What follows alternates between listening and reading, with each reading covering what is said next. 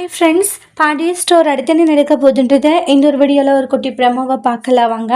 இங்கே கோமதியும் பாண்டியனும் 2 பேருமே தங்கமயில பார்க்க போயிருக்காங்க. தங்கமயிலுக்கிட்டே பேசிட்டு இருக்காங்க. இங்கே பாருமா தங்கமயில, நீ எதையுமே நினச்சி கவலைப்படாது சரியான்றாங்க. சீக்கிரமா எல்லாமே சரியாகிட்டோன்ற மாதிரி சொல்கிறாங்க. எதுவுமே சரியாகிற மாதிரி தெரியல, எனக்கு ரொம்பவே கஷ்டமாக இருக்குது அப்படின்ற மாதிரி சொல்கிறாங்க.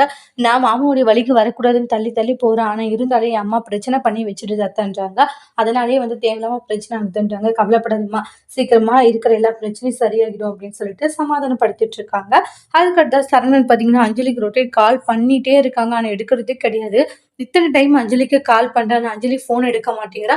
என்னவா இருக்கும் அப்படின்ற மாதிரி தான் ரொம்ப டென்ஷனாக சரவணன் டேரெக்டாக அஞ்சலியோட வீட்டுக்கிட்டே போயிட்டு அஞ்சலி இருக்காளான்னுவாங்க. அஞ்சலி இல்லைப்பா கோவிலுக்கு போயிருக்கான்றாங்க. அஞ்சலியோட செப்பல் வெளியே இருக்குன்றாங்க. இங்கே பாருப்பா, இனி அஞ்சலி கிட்ட பேசாத, அவளும் உங்ககிட்ட பேச மாட்டா, நான் அவங்ககிட்ட பேசக்கூடாதுன்னு சொல்லியிருக்கேன்றாங்க. அதனால தான் அவங்ககிட்ட பேசியிருக்க மாட்டேன். எங்களுக்கு தேடி தந்த அசிங்கமும் அவமானமே போதும்பா, தயவு செஞ்சு இங்கிருந்து போறியா அப்படின்ற மாதிரி அஜிலோடைய அப்பாவும் அம்மாவும் அசிங்கப்படுத்தி அனுப்புறாங்க. சரவணன் ரொம்ப கவலையோடு வெளியே வராங்க. அதோட இந்த ப்ரமோ முடிச்சிருக்காங்க. தேங்க்யூ.